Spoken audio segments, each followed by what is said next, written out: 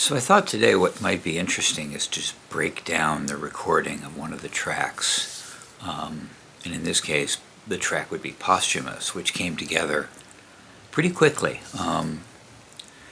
with the exception of the lyrics, which I'm still working on.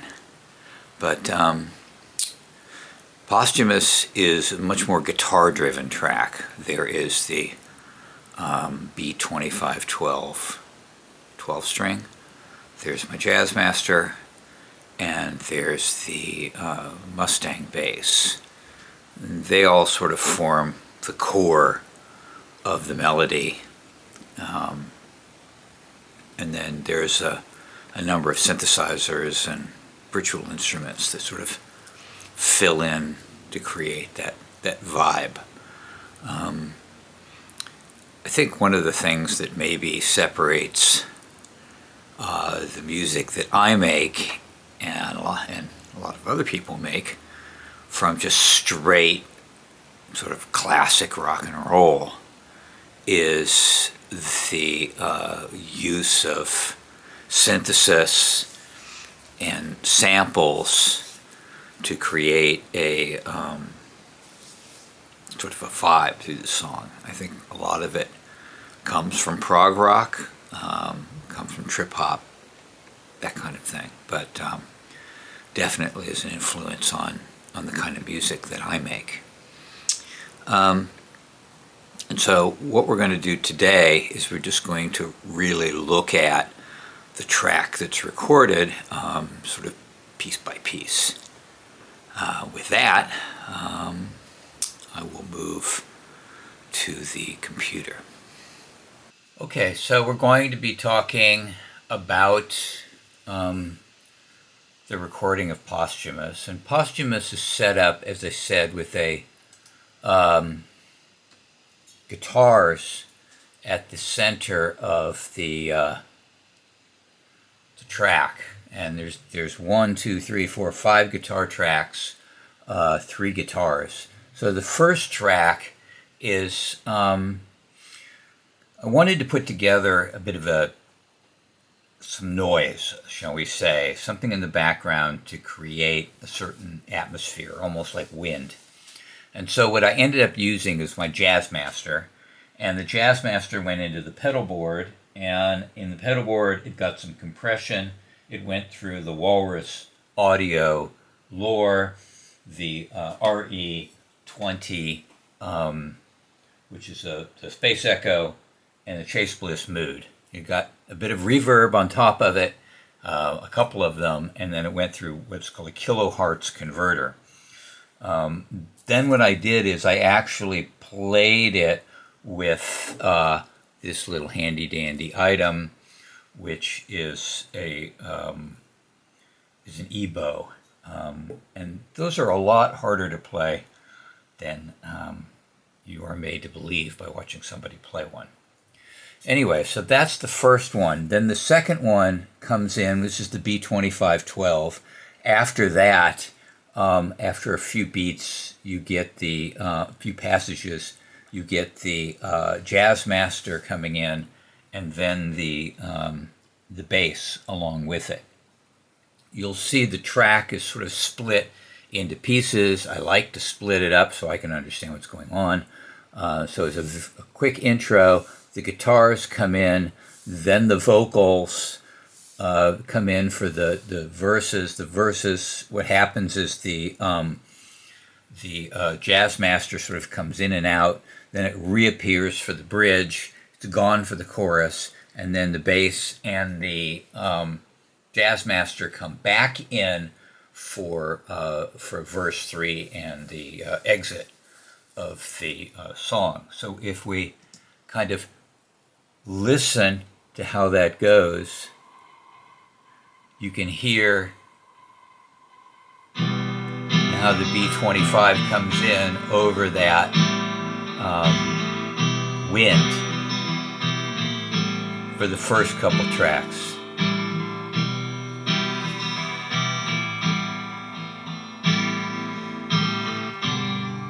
And now the Jazz Master and bass come in for the second half of the intro.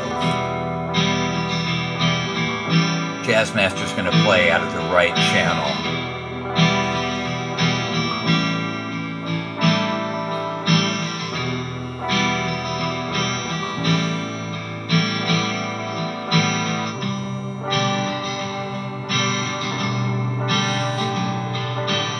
So that's that. The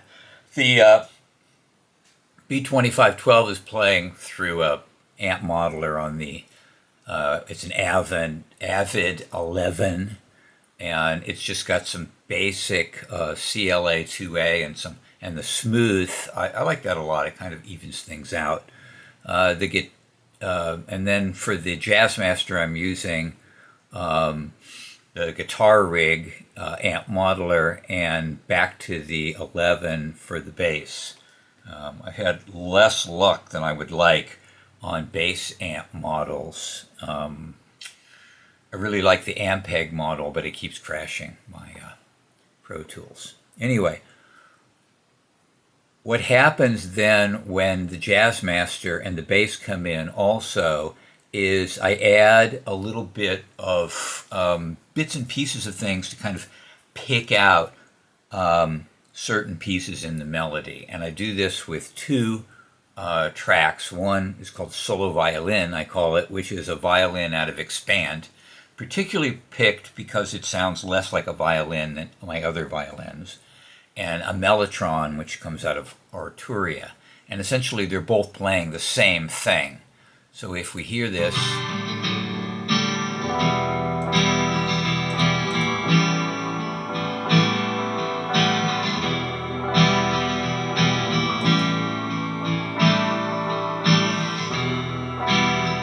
and then the OP1 picks out a couple of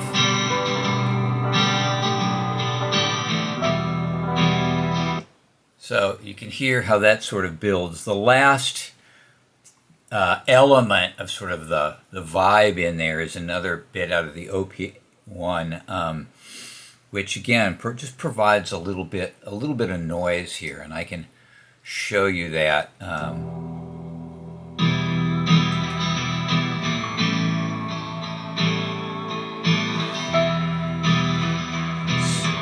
See how that kind of just fills things out.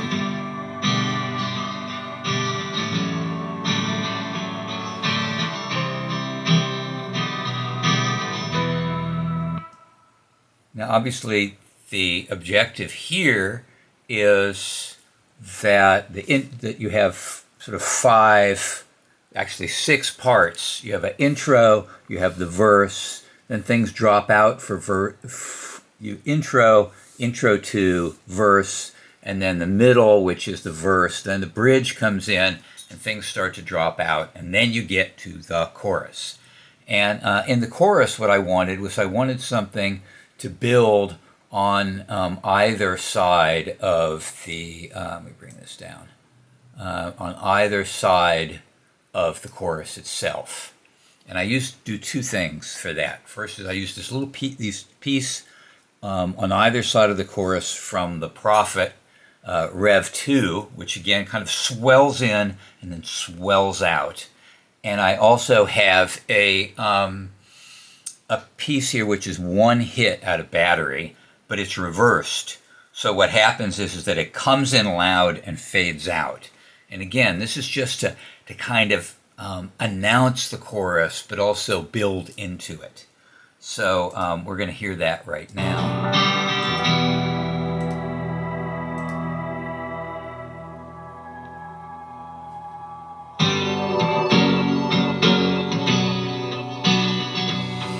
So that kind of is how so it's building up, and then that bit just kind of announces it. The last thing of the chorus, I mean, like a lot of people, I audition various pieces of guitar tracks. So you'll see guitar and bass are kind of cut into pieces because what I do is audition the best take and then assemble it.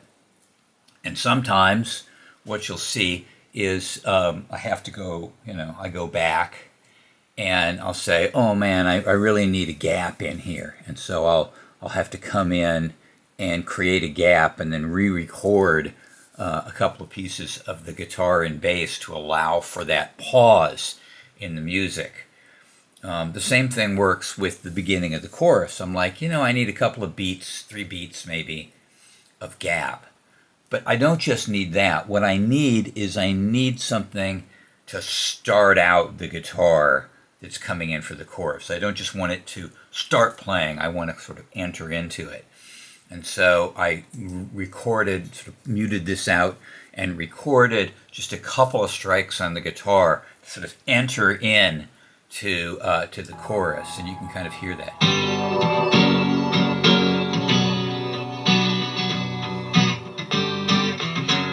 So you see how that just kind of creates and it sort of eases you into it, introduces it, as opposed to just starts playing the chords for the chorus. Recording can be a lot of fun if you remind yourself that it's supposed to be fun. I take it pretty seriously because I'm recording and releasing the music professionally, as opposed to just doing it for friends and allies. And so because of that, I spend a lot of time trying to get the music the way I want it to be. It may not be popular music, but it's my music. As you get better, and as I've gotten better, one of the things I've discovered is that I can start to know where my sounds are coming from. Am I going to get that out of a guitar in the pedal board? Am I going to get that out of a synthesizer? Am I going to get that out of the box? And so it allows me to use the tools in the toolbox better. That being said, there's other times where you're just letting your fingers do the walking, so to speak. And you're just like, I've got this idea, but I don't know where it's coming from. Or I have no idea. And let me just, play with a few things. The next track is sort of the middle track in the album. And like the first one, is going to be predominantly a spoken word track. I kind of like to mix things up right in the middle and to sort of have that coda, that spoken word, and then move to the last half. And the last half, most of the last half of the album, I haven't written yet. I don't know what I'm doing. And so there's going to be a bit of, letting your fingers do the walking. Maybe you'll do the walking with me. I hope you found that interesting. And if so, you're welcome.